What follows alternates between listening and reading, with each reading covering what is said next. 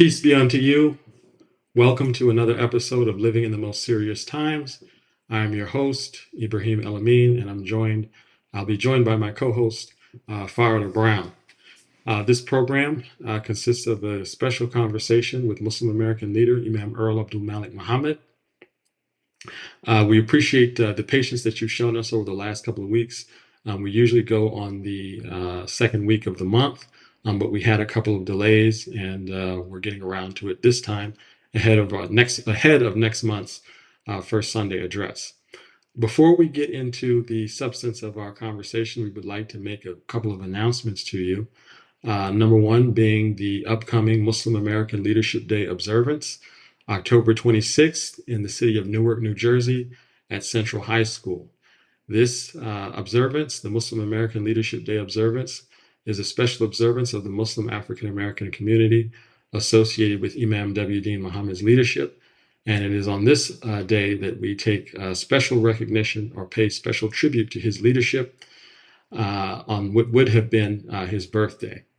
This year is special given that 2025 marks 50 years of Imam W. Muhammad's leadership, which began in 1975 and definitely has presence today in this modern time. This year also will mark the first time that we will present the WDM Faith and Just Society Humanitarian Award. The award ceremony will take place before the Imam's public address, Imam Earl Abdulmalik Mohammed's public address.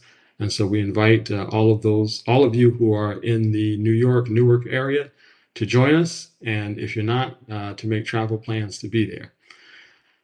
Also, coming up next year, we have our annual Savior's Day observance in February, late February. That is an observance that we have had for well over 90 years, and we're moving toward the 100th year observance of it in 2030. You can learn more about these observances and these events by visiting saviorsday.com, as well as muslimamericanleadershipday.com. So here we are. We have, again, like I said, I'm joined by my co-host, Sister Faridah Brown, and Imam Earl Abdulmalik Mohammed. Assalamu alaikum. Walaikum assalam. So I'll let you, Sister Faridah, lead us off with the first question. All right. Good morning. Assalamu alaikum. So Walaikum assalam. many things have happened in the public eye over the past week in particular. One such moment was this past week's United Nations General Assembly meeting, which took place in New York City. And something that came out of that was remarked on in the world press were the remarks of Indonesian President Subianto. And his remarks were remarkable because Indonesia has the world's largest Muslim population. And the concern was brought up by some of the president's countrymen and also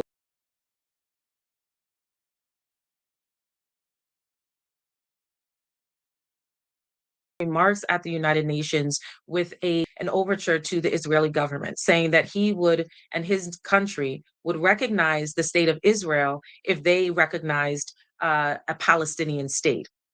Many in his country were not pleased with the remarks because they wanted him to make remarks about the genocidal war mongering of the Israeli government and the fact that they remain members of the United Nations.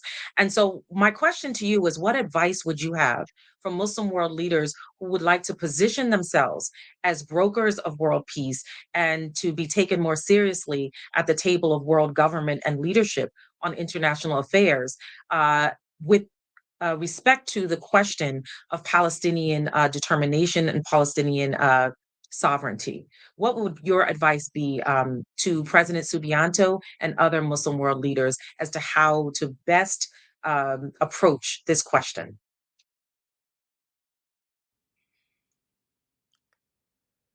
Yes, thank you. I wouldn't suppose myself to be qualified to give any advice to them. directly. There are strong emphasis in the teachings of our religion, which we share, that counsel us as believers, that certainly a leader of society that has the largest concentration of Muslims in terms of population anywhere in the world, that they would be familiar with. And that counsel is suitable for all of us. And I would just underscore our commitment to that counsel. And that is that all of what we understand to be the principles of El-Islam, or the religion of Islam, and the teaching of Muhammad the Prophet are functions of God's love and mercy for mankind. And our holy book, the Quran, it says that Muhammad, upon him be the prayers and the peace, was sent for no purpose except as a mercy to mankind. The Muslim world leadership have had issues, troubles with respect for toward their own populations. And the rule of mercy in the functions of the structures of society, in some ways, and I would say many ways, has been a kind of lost property to the Muslim world and the Muslim world leadership.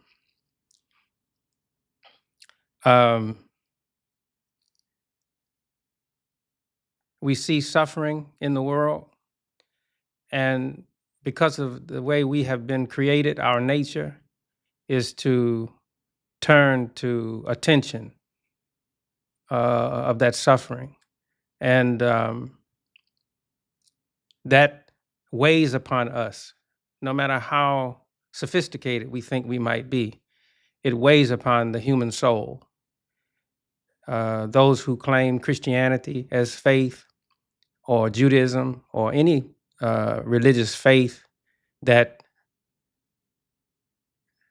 understands its purpose in duty to God and mankind, registers this suffering. There are approaches and strategies and tactics and logic that focus and govern the attention we should give to the relief of suffering in the world. And there are characteristics that are associated with the various peoples of Islam in the world. We see leanings on the part of certain ethnic groups within the Muslim world.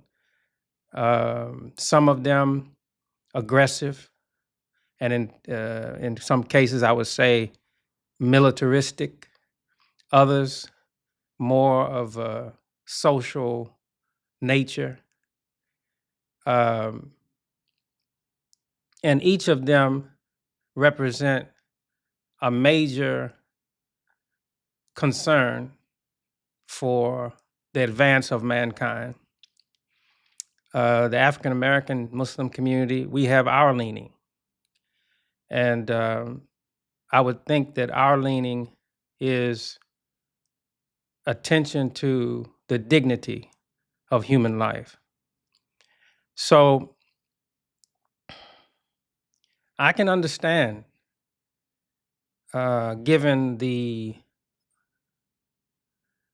abominable nature of the Israeli leadership, its disregard for international law and international norms of morality and decency, but with the backing of major military powers and economic powers in the world. I can understand a Muslim nation recognizing the reality and wanting to negotiate a peace of some kind with the Israeli government with the interest of saving as many Palestinian lives as possible.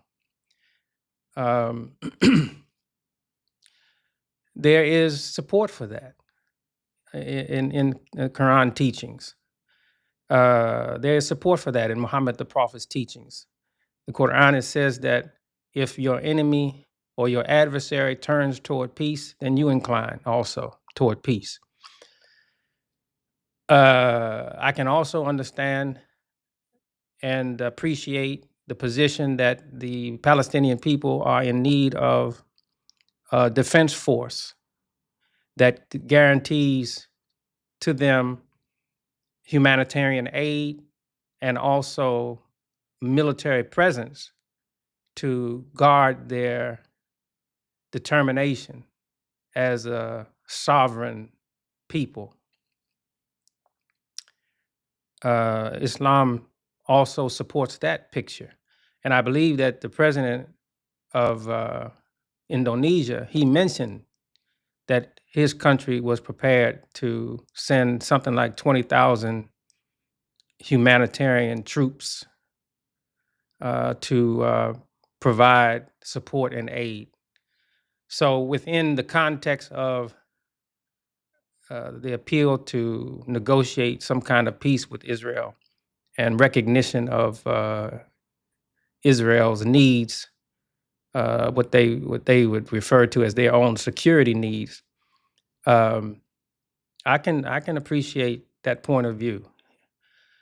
If we understand the emphasis in our religion to distribute the rules of mercy, and that every important structure and function of society is an expression of God's mercy, and human populations who accept the leadership of Muhammad the Prophet, if it is said of him that he is a mercy, then we should also be a mercy.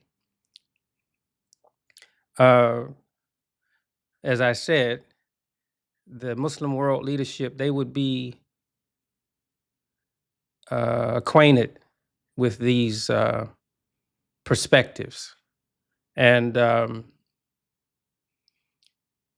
I wouldn't want to see anything worse take place because of pressures put upon the state of Israel.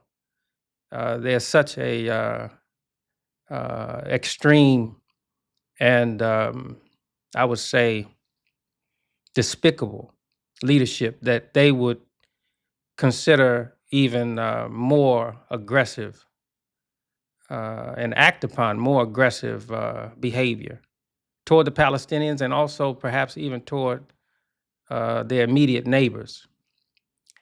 So firmness and a concentration on the dignity of man, the dignity of human life, I think is the answer. And I think that Muslim world leaders can convince others in the world who are not Muslim to place pressure, more intense pressure upon the Israeli government to honor and to appreciate the position of the world against their activity. I think that's reasonable. And I would think that our leadership in America would support that. But that's not to say that there aren't other options that are also viable and reasonable.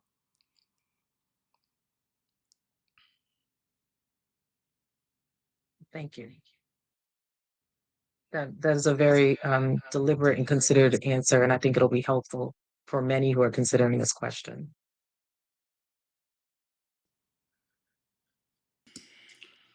Brother Imam, our late leader, Imam W.D. Muhammad, is well established his support for the Palestinian determination.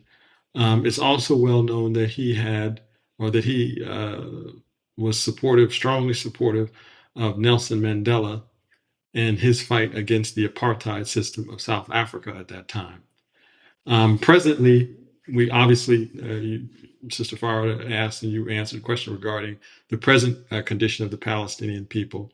But also, it's well known in the news that the South African government brought charges in the International Criminal Court against Israel for their treatment of the Palestinians in this conflict. In putting those two things in place, there's a certain context that our community has with regard to both the conflict itself as well as the reaction of the South African government. What should people in the Muslim African American community understand clearly about the historical precedent of those relationships that Imam W.D. Muhammad cultivated and committed himself to, and what we're looking at presently in terms of what we should be doing?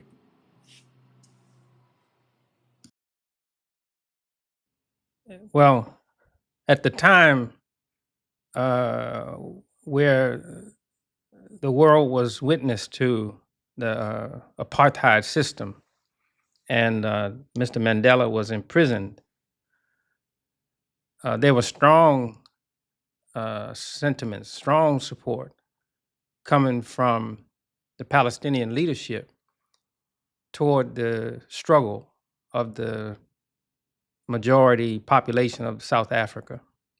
And there was strong moral bonds and even material support coming from the Palestinian leadership to the ANC, which was the political organization supporting Nelson Mandela before he became president of South Africa. That relationship is legacy in the public record of the world's memory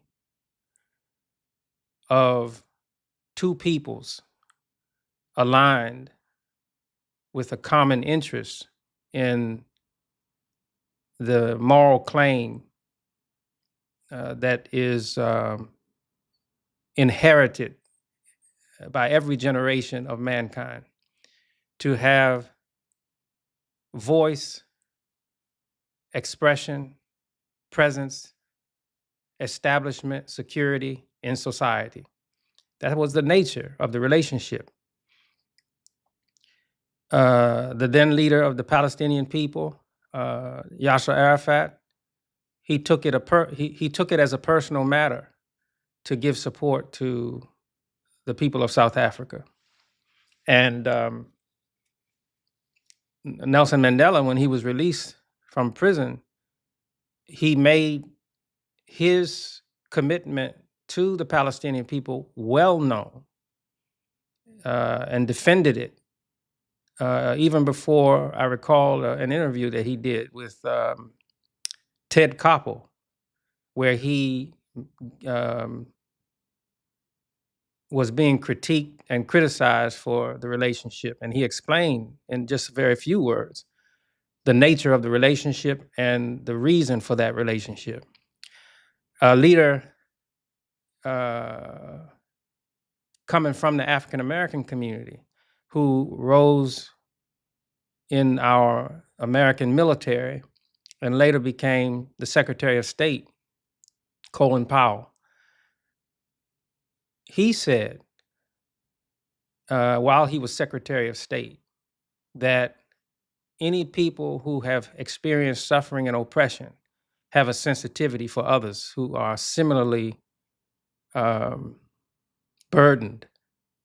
And he said that there is the American public commitment to support the humanitarian interests of the Palestinian people. And he said that as an African American, he made this known. He said, as an African American, he feels a particular sensitivity to support the determination of the Palestinian people.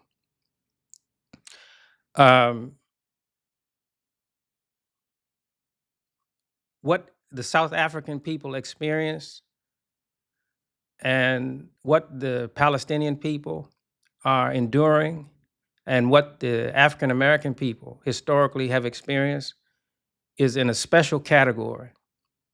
And that category yields a kind of understanding, I would say a high level sensitivity toward what mankind has been created for and is entitled to. And Imam W. Muhammad, when Mr. Mandela was released from prison, he gave a gift on behalf of the Muslim African American people to Mr. Mandela, a cash gift that he hoped that would be helpful to him personally. And he gave it to him in his hand. And this solidified that special regard and relationship between us as a Muslim African American community and the people of South Africa.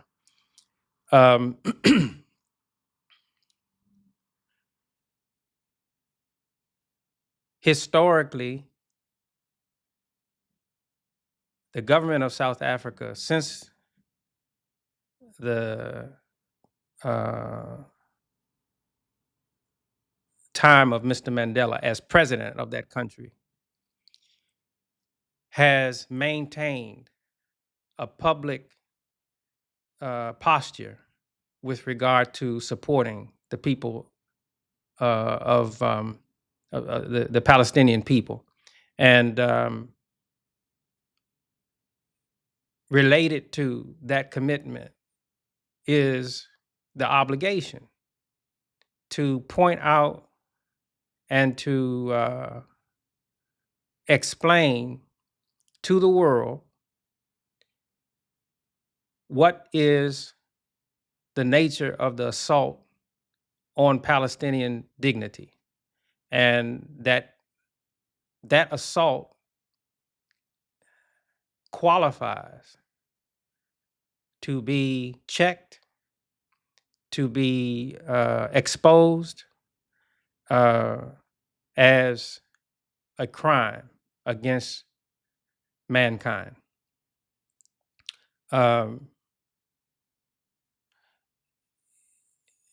During the period just prior to Mr. Mandela's release, there was a conference in Washington, D.C. That wanted to give opportunity to Muslims to express their position on the apartheid system. And Imam W. Muhammad was invited to address that gathering in Washington. And he said very plainly that there is no moral logic that can support the experiences, the suffering, the oppression of the South African people, and that the apartheid system, by nature, by its very nature, is despicable and unacceptable and must be resisted.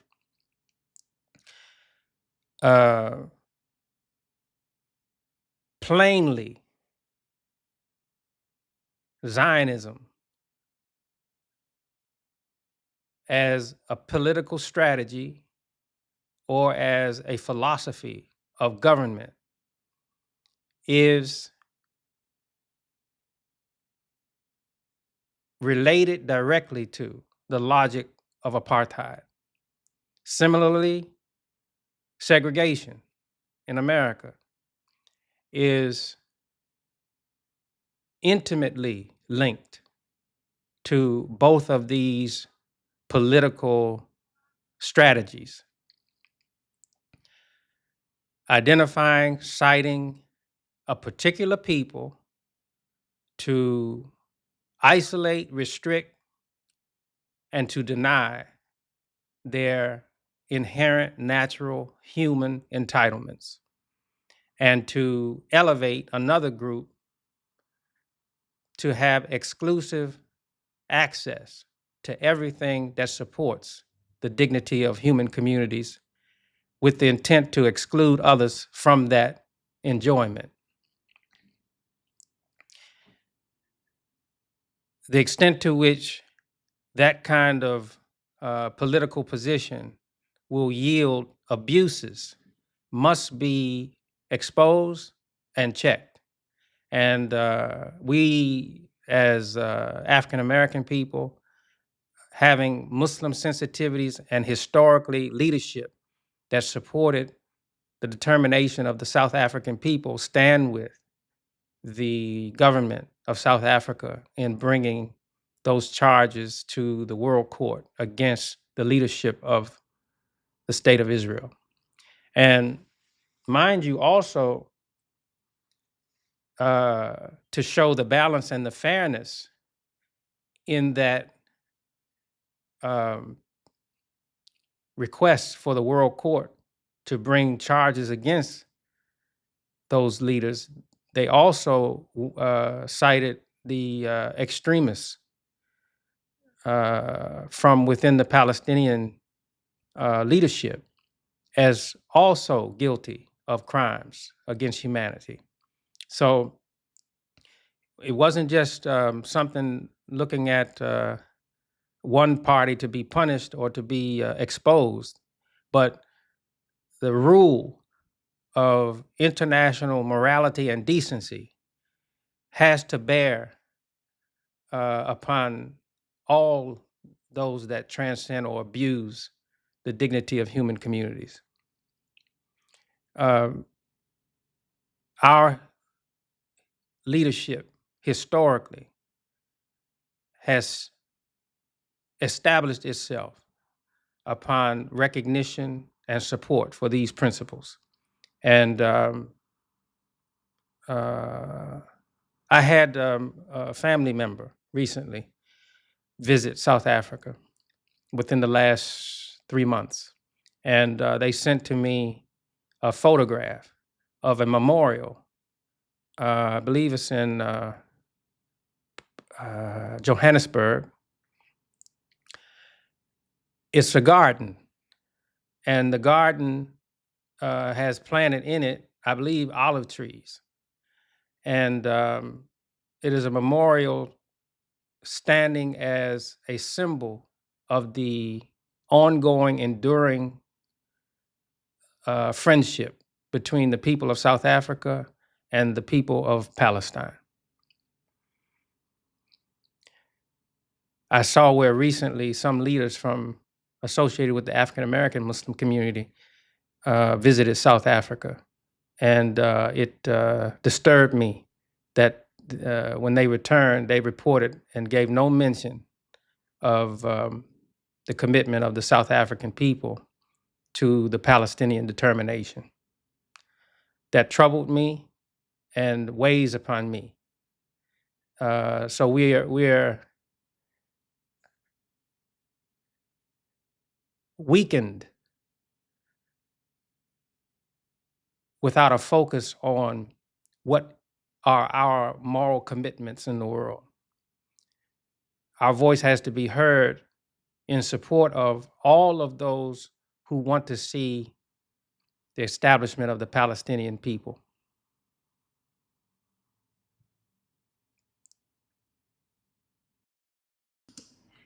Thank you for that answer, Brother Imam. Sister Faridah? Yeah, so something that you mentioned, you mentioned Imam Warthuddin Muhammad at this conference that you referenced, speaking to the fact that there is no moral logic that can support the experiences, suffering, and oppression of the South African people under apartheid, and then how that is linked, of course, to the system of Zionism and what it promotes in Palestine and Israel, and also segregation as was practiced in the United States of America. And one of the things that I'd like to bring our attention to and wonder if you might remark upon is the role, you spoke lastly about moral commitments and about the role of a a covenant, if you will, a relationship between a people and the creator of all the worlds. In our tradition, the Arabic term is Allah. And God, the creator of all the worlds. And so this relationship, there were recent studies that were done on the relationship of the church and Christianity, the response of Christianity, Islam, and traditional African religions with regard to the liberation struggle in South Africa. And of course, we know that religion played a huge role, that covenant that African American people made with Allah, with God, in the during the formation of our identity as a people in chattel slavery. And so, what I would like to do in this moment is wondering if you might remark upon this current time that Imam Warthuddin Muhammad referred to as the Day of Religion, and the role of the covenant, and a return to an understanding that many of these moral commitments flow out of a people's understanding of their responsibility to God, and then the responsibility to their fellow human being based upon that. And so I want to know if you might remark for us, particularly today's young people, high school age students, college age young people who are concerned about the lack of justice in today's society. They're seeing it and they're linking this, what's happening in Palestine, what happened in South Africa. They're linking it to the repression of free speech currently in our nation, and other affronts to human dignity. So would you be able to remark on that? Uh, Highlighting the role of the covenant that God makes with a people and how that might play out in reinforcing moral commitments in this day and age, particularly for young people. Yes. Um, God took the covenant according to the teachings in the heavenly religions. That is, when we say this, this is Islamic sensitivity that we're expressing. When we say heavenly religions, we're speaking of the religions that acknowledge one Lord Creator and acknowledge also a responsibility, an accountability to that Lord Creator, uh, to uphold the purpose for which God created human life, to uphold it in the spirit, in the structures or principles that govern structures or provide foundation for the establishment of structures in society, for the dignity of the individual, for the dignity of the ethnic reality of human life, and for the expression of the establishment of universal values.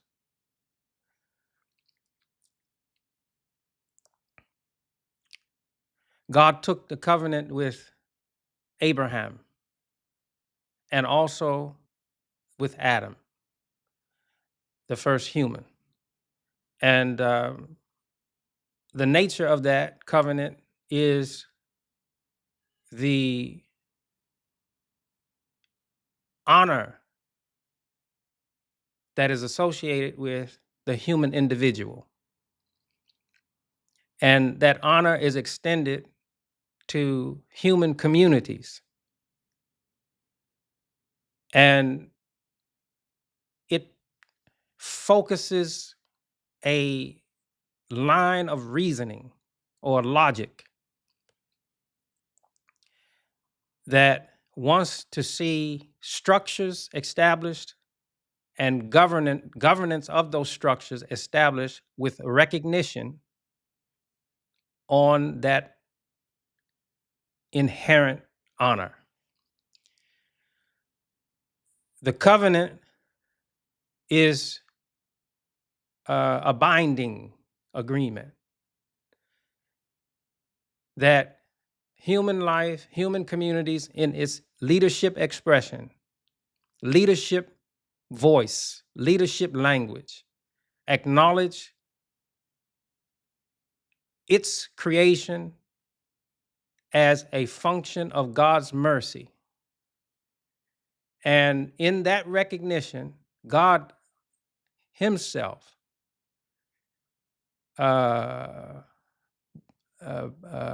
bounds or binds himself to providing his mercy to those human communities who have made that public recognition. And to the extent that human communities fail in their obligations and commitments and responsibilities to uphold that covenant, they are held accountable. And to the extent that they observe the details and the obligations and the commitments of that covenant, they are blessed. And in some cases, the blessing is in circumstances of suffering where attention and sensitivity to the needs of human beings are more focused. Particular insights into the details of human need for establishment and relief are sharpened. It's difficult for us to understand that there's much to be learned from the experience of suffering. Mercy and attention to the need for the distribution of mercy comes from people who have themselves experienced suffering. Principles that are latent in human nature have expression through peoples who have suffered. You'll find that people who have suffered become the greatest champions of human dignity for all. So I would say to young people that within the context of progress for society, don't discount the experiences of struggle, and understand that in the relationship between human communities and their creator, between the relationship of human individuals and their creator, is the promise of salvation for man. And it doesn't mean that you are always, as an individual or as a community, going to have optimum, or what you might consider to be optimum reality.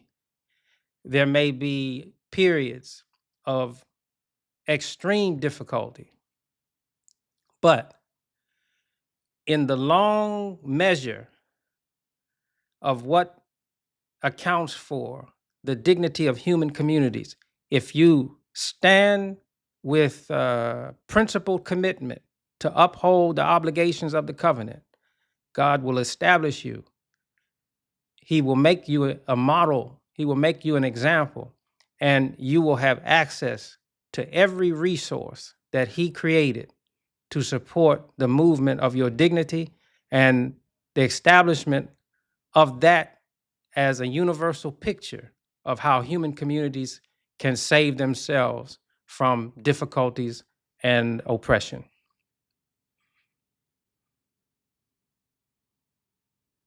Thank you. That's very Praise you, instructive. Khalil. Praise be to God.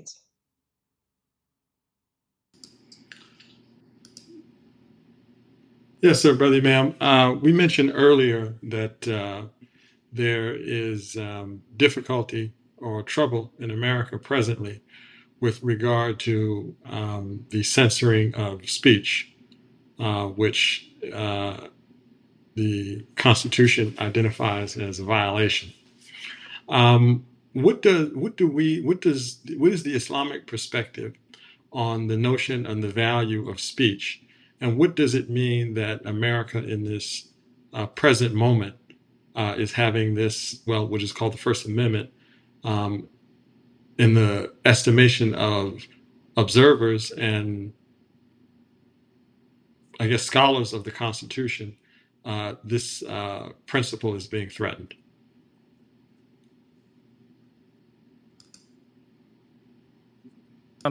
Are some very complicated issues, very complex issues. And on the other side of the discussion are some very plain, straight concerns.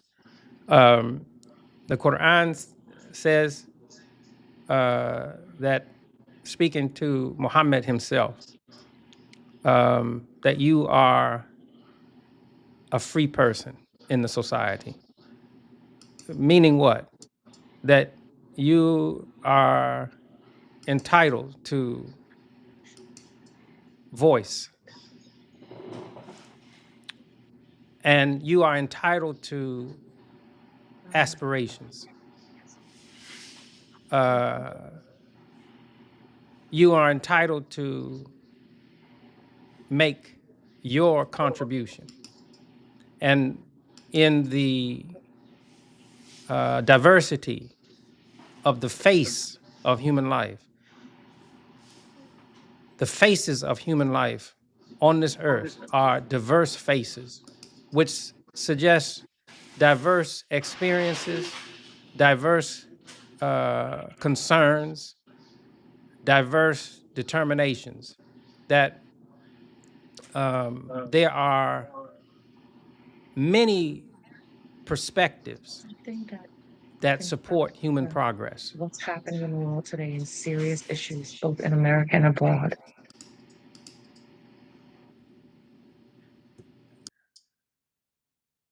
I'm sorry, did I? Yes, okay. Um, so in that diversity, in the diversity is the nature of discussion and disagreement, negotiation,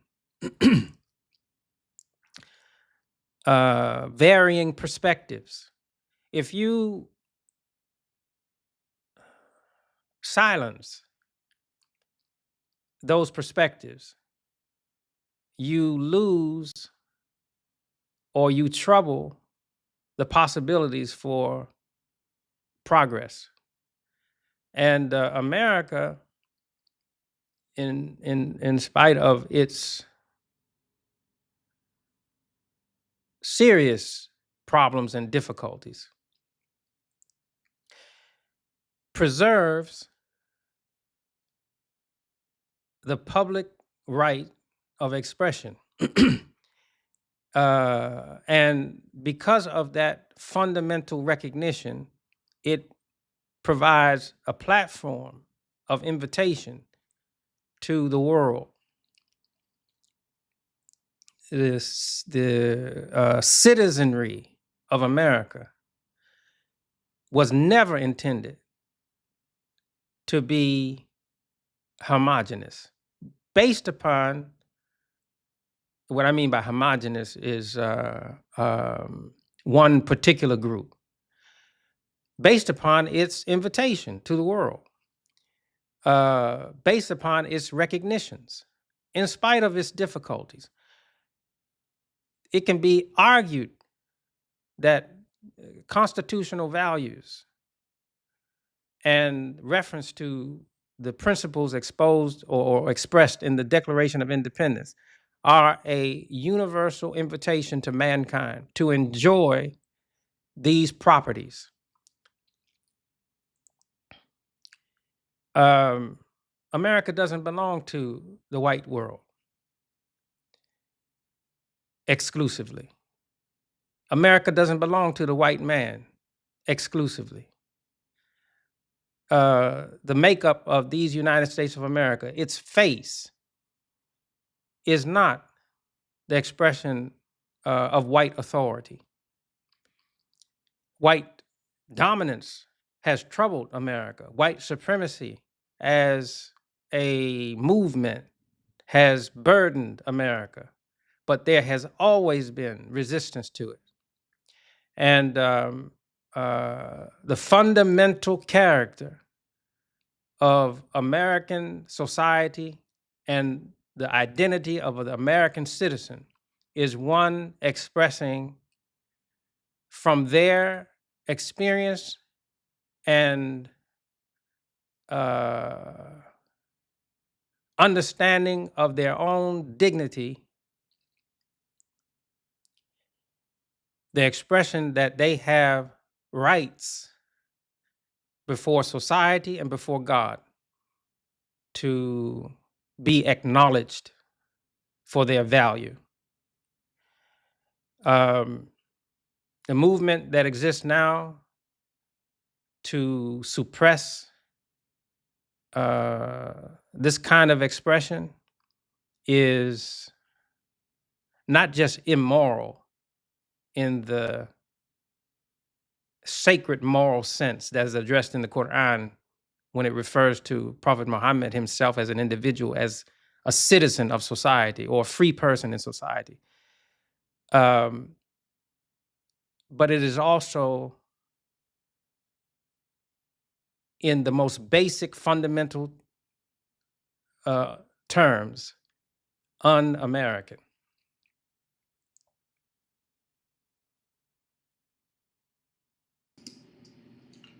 Thank you for that, Brother Imam, and apologize for the little audio glitch that we had earlier that caused an interruption. We do have some questions that we've solicited from listeners and supporters of the program that we would like to present to you.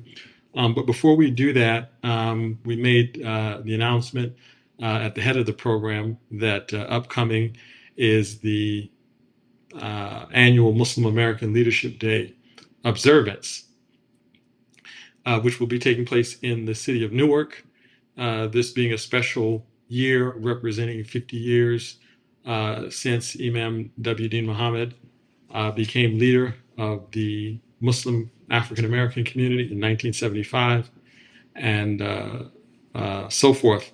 Some special things taking place with this program.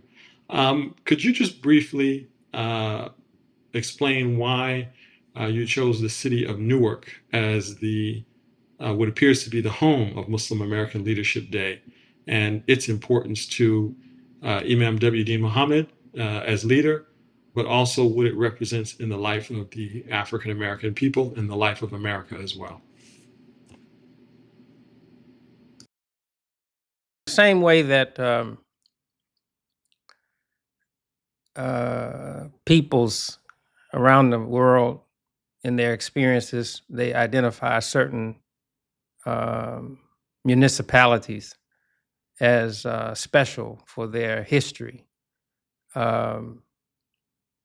In that same spirit, we have cities in the United States of America that have a particular importance to us as a Muslim African American community.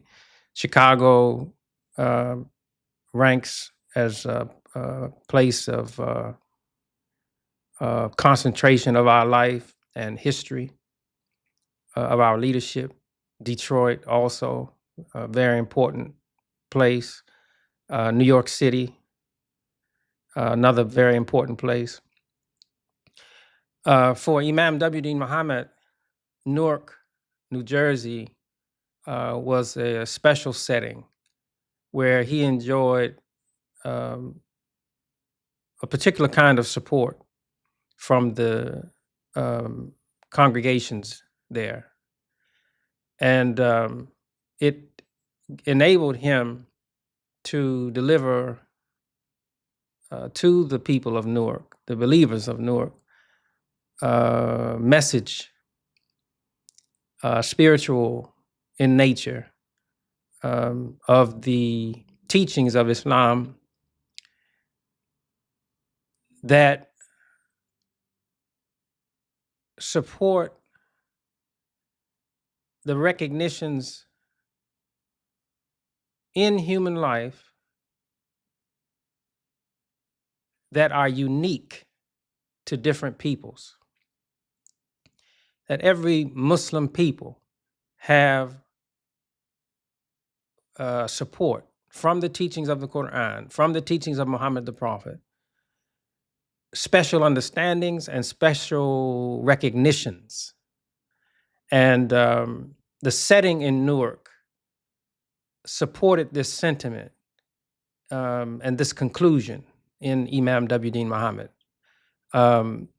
Newark was a very important spiritual setting. And in part, the explanation of that as a spiritual setting had to do with the name of the city itself. And we spoke of the, in the last couple of answers, we mentioned about, Sister Faridah asked a question about the covenant. So the word Newark is actually two words, New Ark. And it, for Imam W.D. Muhammad, spoke to the unique, special expression coming from the Muslim African American community as to its understanding of the covenant relationship between God and human life, humanity, and also the relationship between the Muslim African American community and God in particular. Newark was the spiritual setting where Imam W.D. Muhammad expressed attention and appreciation to God, thankfulness, gratitude to God. And he explained in detailed terms the nature of that relationship and the obligations that the Muslim African American community have in upholding that relationship on behalf of representation of God's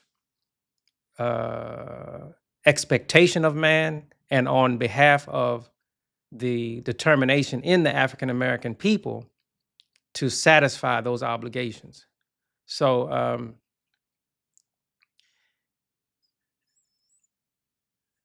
when I was thinking of what kind of recognition we should give for the importance of Imam W.D. Muhammad's leadership,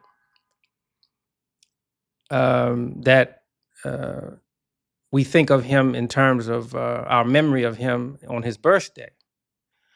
I thought he wouldn't accept that we celebrate his birthday, but he would accept that we honor and pay tribute to and put in focus what our leadership determinations are, what our leadership responsibilities are for the African American community, for the people of the United States of America, for our commitment to the movement for humanity to realize for itself its created entitlements and dignity, and as a Muslim people.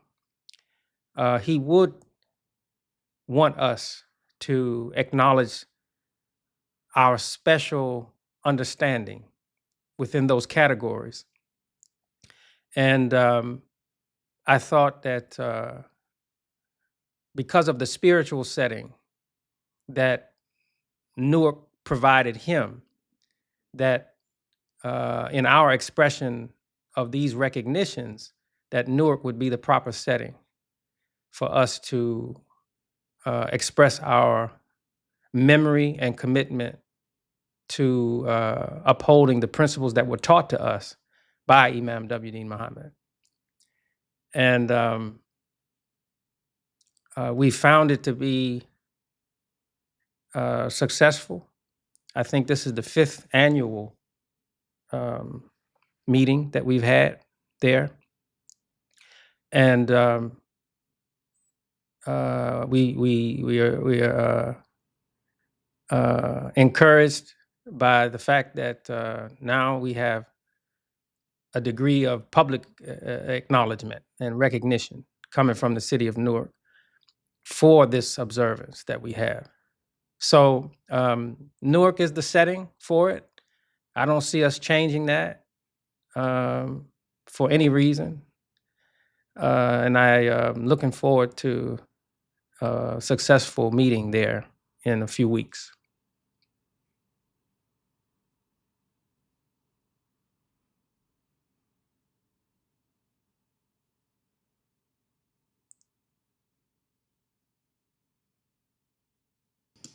Thank you for that answer, Brother Imam.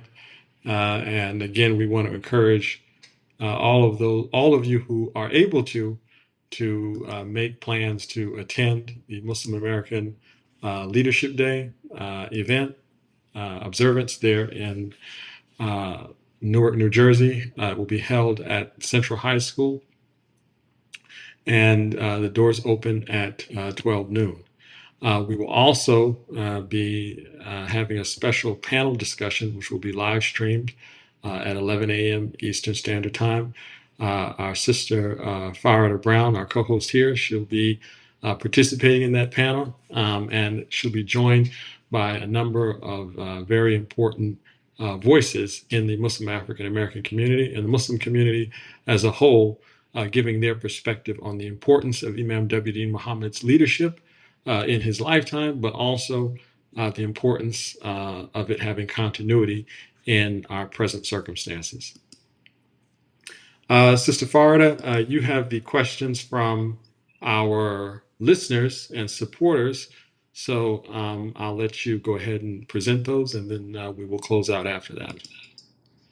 All right, thank you. So I think this question coming from Imam Hanif Abdul Wahid from Rochester, New York, is very important as we close this out, particularly in light of the last comment you made about Newark and its significance in terms of the new ark holding the terms of the covenant that God made with the African American Muslim people. And so to that end, you spoke again of what our leadership determinations are, what our leadership commitments are, what our leadership focus is. And so Imam Hanif Abdul Wahid asked the question regarding our leadership commitments and our leadership directives. He says, Assalamu alaikum. My question is concerning the Al-Aqsa Mosque in Jerusalem. The custodian of that masjid is King Hussein of Jordan, and he warned Israel about any encroachment on this sacred site. Israel is now concerned with the world's sentiments and that they are not with them. And a number of United Nations country members have stated their recognition of the state of Palestine. And so he asked, Israel needs to be seen as a defender of its security. And so the possibility of starting another conflict with a number of or an individual Muslim nation is not out of this realm. How do you see this threat? And do we join that warning as followers of your leadership?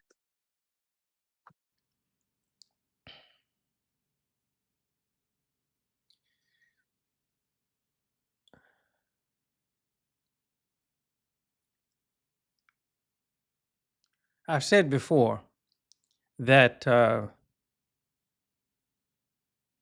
it would trouble us as Muslims if there were an assault on the security, the dignity of Christian people, and the Christian community didn't respond or acknowledge that and display an attentiveness to the needs associated with the assaulted population. It would trouble us. It's well known among the informed leadership in this world that the Al-Aqsa Masjid is of sacred importance to the Islamic community. It's associated with Islamic identity. And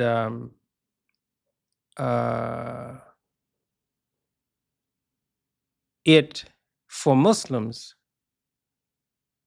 is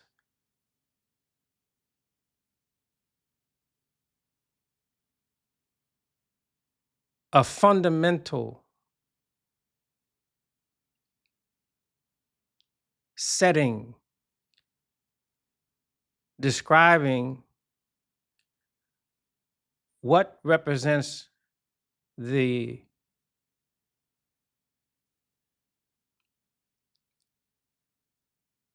logic and steps supporting the establishment of human life in society. Al-Aqsa is the setting where Muhammad the Prophet first acknowledged in himself an understanding of the universality of the Islamic message, and that the Islamic message, in its fundamental teaching that God is one, is in expression related to what had been revealed to human communities through God's inspired representatives, messengers, prophets that are associated with other faith groups, that there is commonality. It was in Prophet Muhammad's sensitivities to acknowledge that. So the orientation to Al-Aqsa was the first direction for prayers.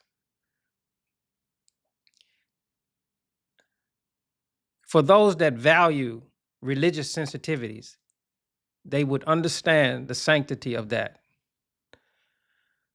In addition to that, Al-Aqsa is associated with the movement toward the establishment of human society in the way that God has prescribed it. And so we have the description of Prophet Muhammad in his ascension, where he meets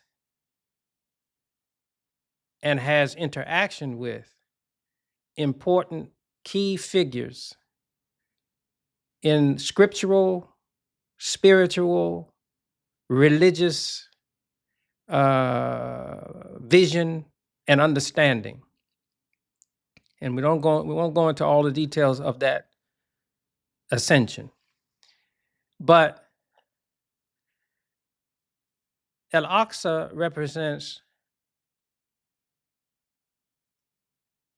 a practical and a spiritual, but practical vision for the movement from the interest of the dignity of the human individual to the establishment of human society to support that dignity. This is a sacred concern, a sacred property, and it is associated with a people who are now targeted.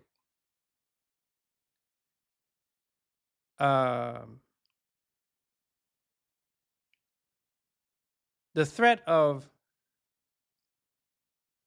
religious conflict is one matter. And I think that the king of Jordan, he mentioned this. But I would think that more fundamental, more concerning is the assault on Al-Aqsa as a symbol of the dignity of the human individual, the progress from expression of human individual values to the establishment of society with God in focus, to be reverenced and to be regarded properly as the one who has revealed what is man's dignity and what is the importance of human society. I would think that that concern would register on the minds of world leaders, that this is what is in focus, and that an assault on Al-Aqsa is not just a disrespect to a religious community and not just a disrespect to a people associated with that symbol, but it is an assault on the sanctity of human life. And it is an assault on human communities that value a relationship with God. This would be a concern for all that share those kind of recognitions. And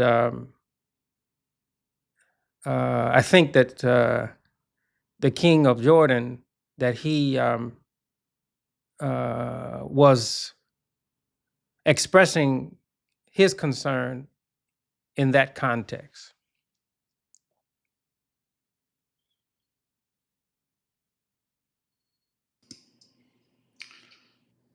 Thank you, Brother Imam, as always, for taking the time out to join us for this discussion.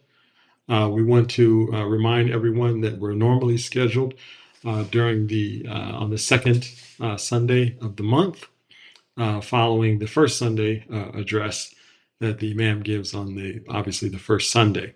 So we had a little bit of a change in schedule this month, but we'll be back to our regular schedule next month, and we're looking at possibly even adding some additional episodes, if you will, throughout the month. Again, visit MuslimAmericanLeadershipDay.com to find out more about this upcoming observance, as well as SaviorsDay.com for the upcoming 2026 Saviors Day observance in Detroit, Michigan. Also, too, thank you again, Sister Faridah, for your assistance with this program and co-hosting.